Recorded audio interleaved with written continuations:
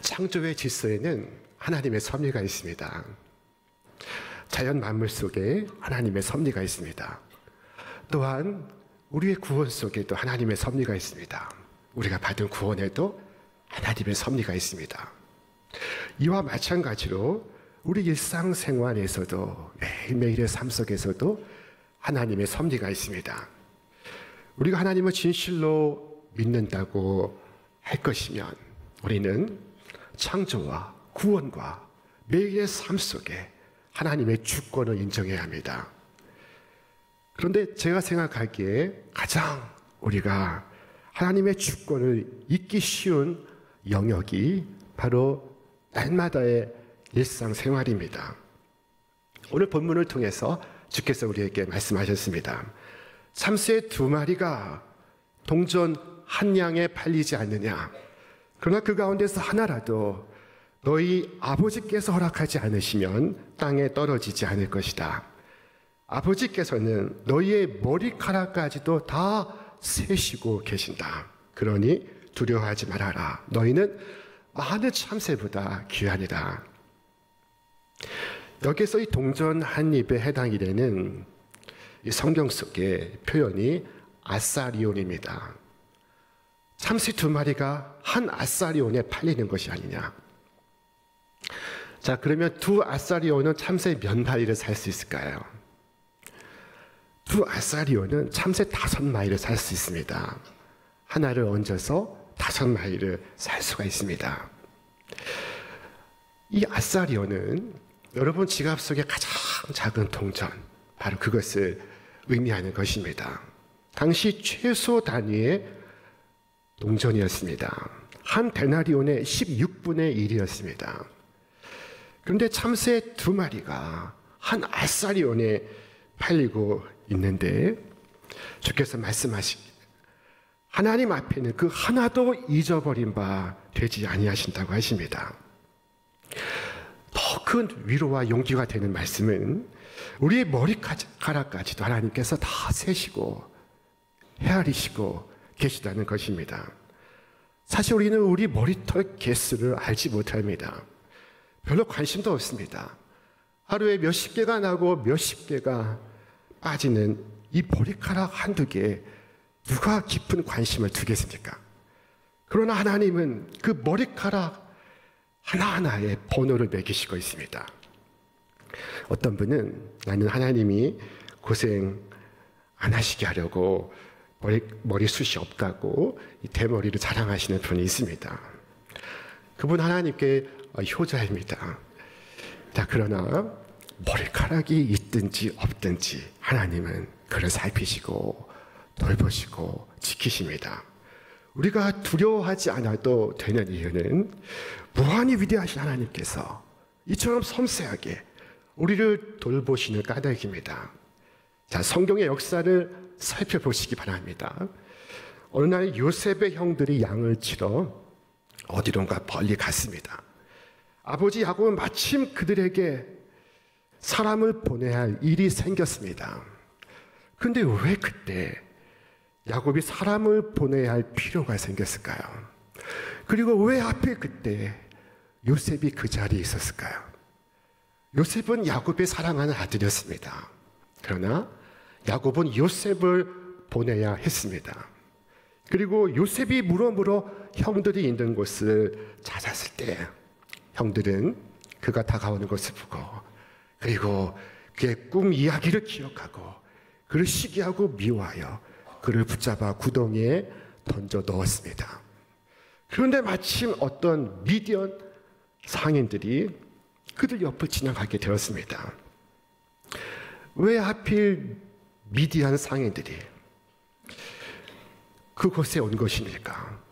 왜 하필 그 순간 그곳에 왔습니까? 형들은 요셉을 구덩이에서 끌어내어서 그들에게 돈을 받고 요셉을 팔아 넘겼습니다. 그리하여 요셉은 상인들에 의하여 애굽의 바로의 친위 대장인 보디발 장군의 노예로 팔려가게 되었습니다. 그는 왜 감옥에 가게 되었습니까? 그리고 어떻게 바로의 떡 맡은 관원장과 술 맡은 관원장이 같은 감옥에 들어오게 되었습니까? 그리고 그들은 어떻게 일시에 서로 다른 꿈을 꾸게 되었습니까? 그리고 어떻게 요셉은 그들의 꿈을 해석할 수가 있었습니까? 요셉의 해석은 실제로 이루어졌습니다. 그 시간이 흘러 애굽의 바로가 꿈을 꾸고 요셉이 바로의 꿈을 해석하기 위하여 그 앞에 서기에 이르렀습니다. 그리고 요셉은 바로의 꿈을 놀랍게 해석을 합니다. 2일 후에 요셉은 애굽의 총리가 되었습니다. 그는 그 후 7년의 대기근에서 세상을 구했고 그리고 이스라엘 민족을 생존케 하였습니다. 그러나 양식을 구하러 온 형들 앞에서 요셉은 뭐라고 말했습니까? 하나님이 생명을 구원하시려고 나를 당신들보다 먼저 보내셨나이다. 나를 이리로 보낸 이는 당신들이 아니요 하나님이시라. 하나님이 나를 바로에게 아버지로 삼으시고 온 집의 주로 삼으시며 애굽 온 땅의 통치자로 삼으셨나이다. 요셉은 섭리의 하나님을 고백하고 있습니다. 하나님께서 섭리의 주님이심을 고하고 있습니다. 하나님은 거대한 민족의 역사를 써나가시고 있습니다. 동시에 개인의 삶 속에서도 하나님의 섭리가 이렇게 깊고 이렇게 넓게 펼쳐지고 있습니다. 형들에게 붙들려 노예로 팔려갔을 때에도 애굽 보디발 장군의 집에서 억울한 모함으로 옥에 갇히게 되었을 때에도 하나님의 놀라운 섭리는 그를 밤낮으로 이끌어 가시고 있었습니다. 요셉이 당한 모든 일, 그가 경험했던 모든 억울한 순간, 그것은 그의 형통을 위한 하나님의 보석이었습니다. 요셉이 그냥 채색옷 입고 가나안 땅에 아버지 야곱과 함께 머물렀다면 그는 애굽의 총리가 될 수 없었을 것입니다. 그리고 어쩌면 7년 대흉년 속에 그와 이스라엘은 죽게 되었을 것입니다. 당신이 이해할 수 없었지만 그는 형들에 의하여 애굽에 팔려가게 되었으며 그로 인하여 그는 애굽의 총리가 되었고 세상을 건지고 이스라엘 민족을 존속케 하였습니다. 노예로 팔려간 것도 옥에 갇힌 것도 다 이유가 있었습니다. 다윗은 고난 중에 이렇게 고백했습니다. 하나님이여, 주의 생각이 내게 어찌 그리 보배로우신지요. 그 수가 어찌 그리 많은지요. 내가 세려고 할지라도 그 수가 모래보다 많도소이다. 오늘 나의 하루는 하나님의 섭리로 가득 차 있습니다. 밤낮으로 하나님의 섭리가 우리와 함께하고 있습니다. 내 눈에 보이지 않지만 하나님은 일하시는 분이십니다. 믿음의 눈을 열어서 하나님을 바라볼 수 있기를 바랍니다. 믿음은 하나님의 역사를 보는 것입니다. 우리는 이 가을에 핀꽃을 보고 그 아름다움을 즐깁니다. 향기를 맡기도 하고 그 자태에 감탄합니다.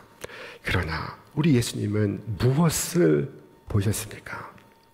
솔로몬의 영광보다도 더 큰 영광으로 백합화를 입히시는 하나님의 손길을 보셨습니다. 우리 공중에 새들을 봅니다. 그러나 주님은 무엇까지 보셨습니까? 주님은 창고도 없이 세상의 새들을 먹이시고 기르시는 하나님을 보았습니다. 하나님은 섭리하시는 하나님이십니다. 그리고 하나님의 섭리는 세심합니다. 또한 하나님의 섭리는 자비롭습니다. 하나님은 완전한 지혜와 완전한 섭리로 우리를 돌보십니다. 여러분은 자신을 어느 정도까지 돌보시고 있습니까?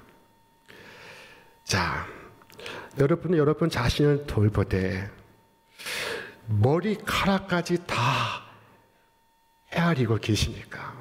머리털까지 다 세며 여러분 자신을 돌보시고 있으니까 아이를 키우는 엄마를 생각해 보겠습니다. 엄마는 온 몸이 귀입니다. 엄마는 아기의 울음소리를 분별합니다. 그 울음소리를 듣고 아이가 배고픈지 혹은 기저귀를 갈아야 하는지 혹은 놀고 싶은지 엄마는 알아차립니다. 엄마는 아기가 원하는 것을 채워주기 위하여 모든 것을 행합니다. 조금 아프기만 해도 엄마는 알아봅니다. 아기가 바로 걷는지 그의 손짓과 발짓을 보고 그의 신체가 제 기능을 하는지 엄마는 압니다. 아기를 위하여 부모가 배려하고 준비하고 그리고 그 많은 것을 예비하는 것을 아이가 볼 수 있다면 아이는 그 수많은 근심과 염려에서 벗어나 기쁘게 살 수 있을 것입니다. 그러나 사실 그 어머니도 아기의 머리카락까지 다 센다는 생각은 하지 못할 것입니다. 하지만 하나님은 머리카락까지 헤아리시고 계십니다.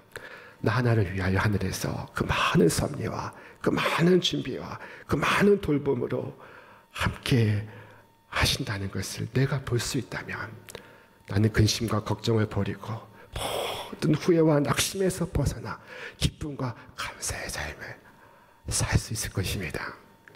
하나님의 손 아래에 있는 우리는 얼마나 안전합니까? 그러므로 고통은 있을 때 불행은 없습니다. 아픔은 있을 때 감당 못할 슬픔은 없습니다.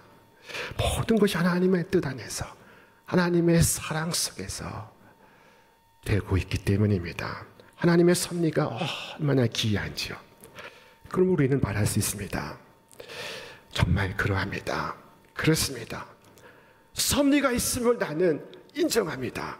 그것을 도저히 믿지 않을 수 없습니다. 이 모든 일들은 우연히 올 수 없는 것입니다. 자, 이처럼 우리 머리카락까지 다 헤아리시면 모든 것을 섭리 가운데 주관하신다면 우리는 마땅히 어떤 사람이 되어야 하겠습니까?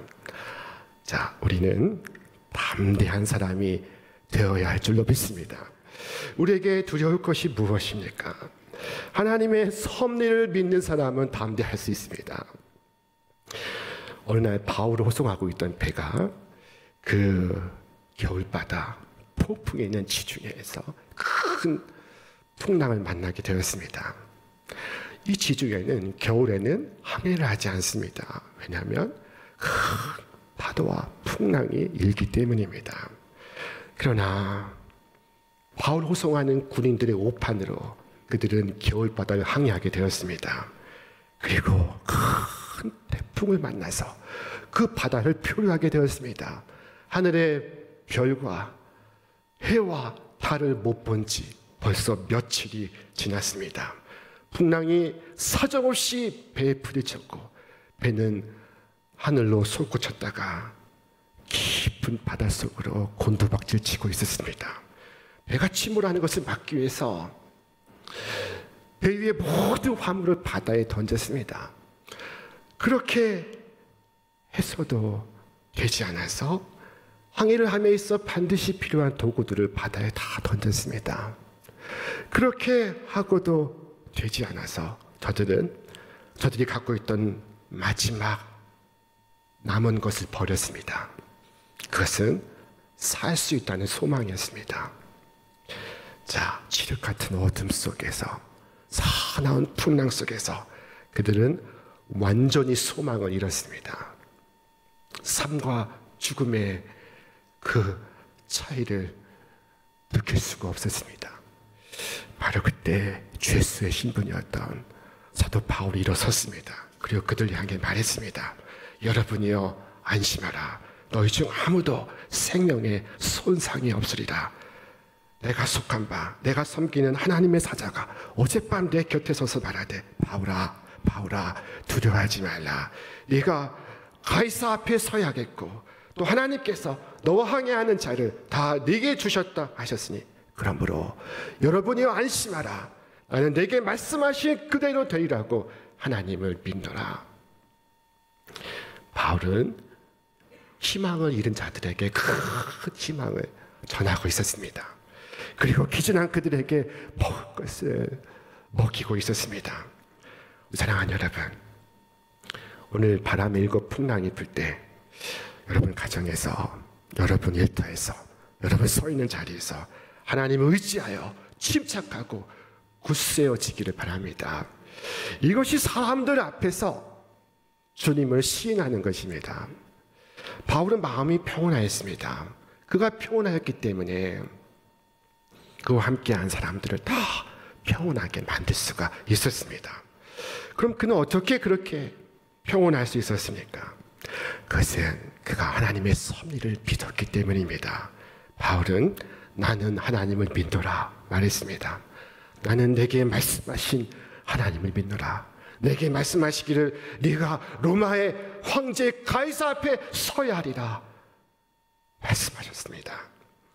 그래서 그는 그 맹렬히 부는 바람 속에서도 담대했습니다. 어느 누구도 해열당하지 않을 것을 바울은 믿었습니다. 우리가 영원하신 하나님의 섭리를 믿지 못한다면 우리는 세상의 순간에 매이게 될 것입니다. 순간에 붙잡히게 될 것입니다. 순간이 운명이 될 것입니다. 보이는 지금이 절대가 될 것입니다.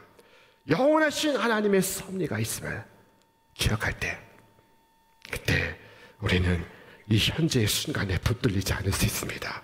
지금의 순간을 절대화하지 않습니다. 그래서 위기의 순간을 이겨냅니다. 절망에 빠지지 않습니다.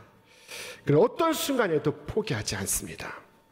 마침내 바울과 함께 배에 타고 있던 276명의 사람들이 모두 무사히 육지에 발을 딛게 되었습니다.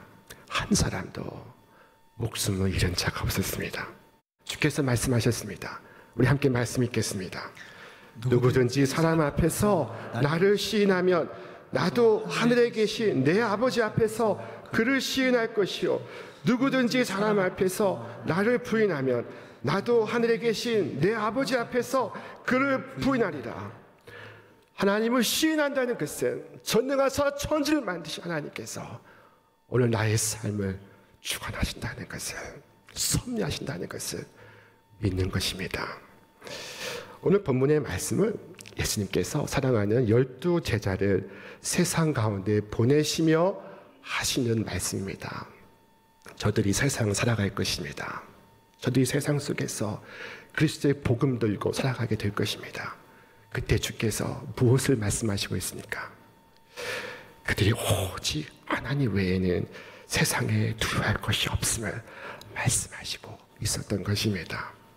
하나님을 두려워한다는 것은 세상을 창조하시고 통치하시는 하나님의 주권을 인정하는 행위입니다. 하나님을 두려워하는 자는 하나님 외에 아무것도 두려워하지 않을 수 있습니다. 하나님이 함께 계시고 하나님께서 지켜주시고 하나님께서 인도하심을 믿는 자는 무엇을 두려워할 수 있겠습니까? 사랑하는 여러분, 두려워해야 할 자를 두려워하시기 바랍니다. 우리가 두려워하지 말아야 할 것을 두려워하는 이유는 진정으로 두려워해야 할 자를 두려워하지 않기 때문입니다. 하나님을 두려워하면 다른 모든 것을 두려워하지 않을 수 있습니다. 그러나 다른 모든 것을 두려워하면 하나님을 두려워하지 않습니다. 다윗은 하나님을 두려워했기 때문에 눈앞에 골리앗을 두려워하지 않았습니다. 그는 섭리 하나님을 믿었기 때문에 사망의 음침한 골짜기를 홀로 걸어갈 때에도 두렵지 않았습니다. 그러나 사람들은 거꾸로 합니다. 하나님을 두려워하지 않습니다. 그리고 세상의 모든 것을 두려워합니다. 이사를 갈 때에도 동으로 가야 하는지 서로 가야 하는지 몇 월 며칠에 가야 하는지 점을 보고 알아보아야 합니다. 많은 가지 챙길 것이 많습니다.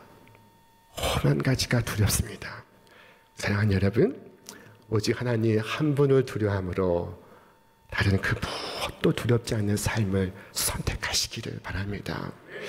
자, 우리가 우리의 머리카락까지 다 세신받으며 하나님의 섭리가 모든 것을 주관함을 믿을 때 우리는 어떤 사람이 되어야겠습니까?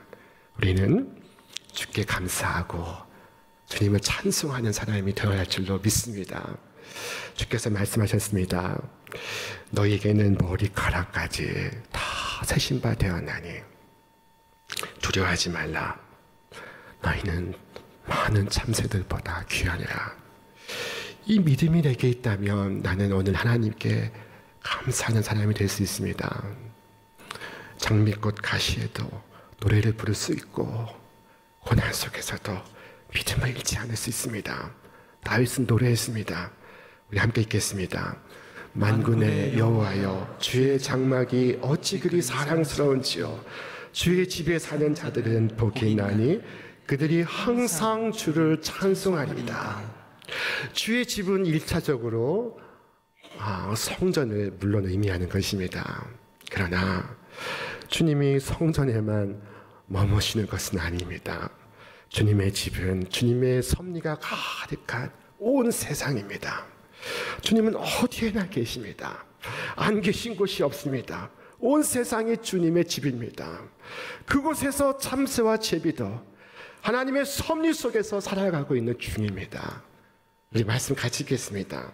나의 왕 나의 하나님 만군의 여호와여, 주의 제단에서 참새도 제 집을 얻고 제비도 새끼들 보금자리를 얻었나이다. 하나님은 당신의 백성들을 돌보시며 포기하지 않으십니다. 이 섭리의 하나님을 우리가 바라볼 때 우리의 삶의 모든 순간순간 하나님께 감사하며 주님을 찬양하는 사람이 될 수 있습니다. 우리는 예수님의 제자로 부름받은 사람들입니다. 예수님의 제자는 오직 하나님만을 두려워합니다. 그리고 그 어느 누구도 무엇도 두려워하지 않는 사람들입니다. 우리가 정말 경외할 분은 하나님 한 분이십니다. 하나님을 두려워하면 다른 모든 것을 두려워하지 않을 수 있습니다. 오늘 섭리하시는 하나님을 눈을 들어 바라보시는 이 계절이 될 수 있기를 바랍니다. 하나님의 보호하심과 하나님의 인도하심을 믿으며 하나님의 손을 잡고 당당하게 믿음의 길을 걸어가시기 바랍니다. 모든 것 주께 의지하고 모든 순간 주님께 의탁하며 모든 것을 주께서 바르게 하심을 믿고 하나님의 그 놀라운 은혜와 섭리의 증인이 되어서 살아가시는 저와 여러분 다 되시기를 주의 이름으로 축원합니다. 축원합니다.